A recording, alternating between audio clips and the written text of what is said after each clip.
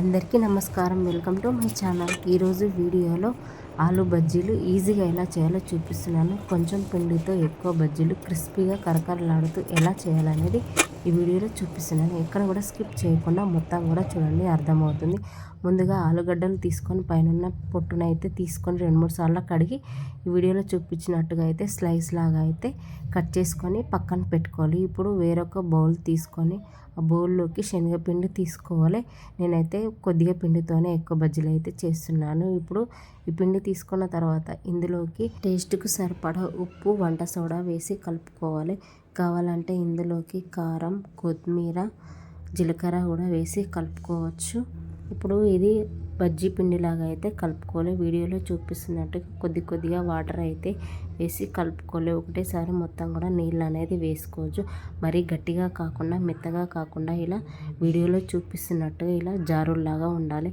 ఇది కలిపిన తర్వాత ఒక 10 నిమిషాలు పక్కన పెట్టుకుంటే బజ్జీలు క్రిస్పీగా చాలా టేస్టీగా అయితే వస్తాయి. ఇప్పుడు స్టవ్ వెలిగించుకొని స్టవ్ మీద ఒక కడాయి లాంటిది పెట్టుకొని అది వేడెక్కిన తర్వాత అందులోకి డీప్ ఫ్రైకి సరిపడా ఆయిల్ వేసుకోవాలి. ఆయిల్ వేడెక్కేంతలోపు మనం కలుపుకున్న పిండిలోకి స్లైస్ లాగా కట్ చేసుకున్నాం కదా ఆలులు, అన్నీ కూడా అందులోకి పిండిలోకి అయితే వేసుకోవాలి.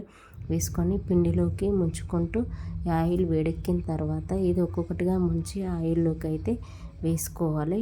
వేసుకున్న తర్వాత ఇప్పుడు అటు సైడ్ ఇటు సైడ్ అయితే గోల్డెన్ బ్రౌన్ వచ్చేంత వరకు అయితే ఫ్రై చేసుకోవాలి. ఇటు సైడ్ కాలిన తర్వాత అటు సైడ్ కూడా తింపుకొని 2 సైడ్లా కూడా గోల్డెన్ బ్రౌన్ వచ్చేంత వరకు ఫ్రై చేసుకొని తీసుకోవాలి. అంతే, బయట కరకరలాడుతూ లోపల మెత్తగా అయితే బజ్జీలు చాలా క్రిస్పీగా ఉంటాయి, చాలా టేస్టీగా ఉంటాయి. మనకు బయట దొరికే బజ్జీలాగానే ఉంటాయి. కావాలంటే ఈ బజ్జీలు మధ్యలోకి కట్ చేసుకొని ఇందులోకి ఉల్లిపాయలు, ధనియా పౌడర్ వేసుకొని తింటే ఇంకా చాలా టేస్టీగా ఉంటాయి. మీరు కూడా ఒకసారి ఇలా ట్రై చేయండి. మీరు ట్రై చేసిన తర్వాత మీకు ఎలా వచ్చాయో కామెంట్ అయితే చేయండి. మీరు పిల్లలు కానీ పెద్దలు కానీ ఎవరైనా అడిగినప్పుడు బయట నుంచి కొనుక్కోకుండా ఇలా ఇంట్లోనే ఈజీగా చేసి పెట్టండి. చాలా ఇష్టంగా అయితే తింటారు. మళ్ళీ దీనికి ఎక్కువ టైం కూడా పట్టదు.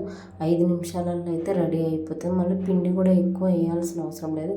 కొంచెం పిండితో ఎక్కువ బజ్జీలు అయితే చేసుకోవచ్చు. మన చేతులతో మనం చేసి పెడితే ఇంట్లో వాళ్ళు టీ తాగుకుంటూ అందరు కూడా తింటారు. ఇలా అన్నీ కూడా మధ్యలోకి కట్ చేసుకొని ఉల్లిపాయలు, ధనియా పౌడర్ వేసుకొని తింటే బయట కరకరలాడుతూ లోపల మెత్తగా అయితే చాలా బాగుంటాయి. మీరు కూడా అయితే ఒకసారి ట్రై చేయండి.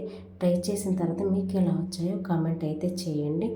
ఇలాంటి మంచి వీడియోల కోసం నా ఛానల్ని లైక్ చేయండి, షేర్ చేయండి, కామెంట్ చేయండి, సబ్స్క్రైబ్ కూడా చేయండి. Bye, thank you.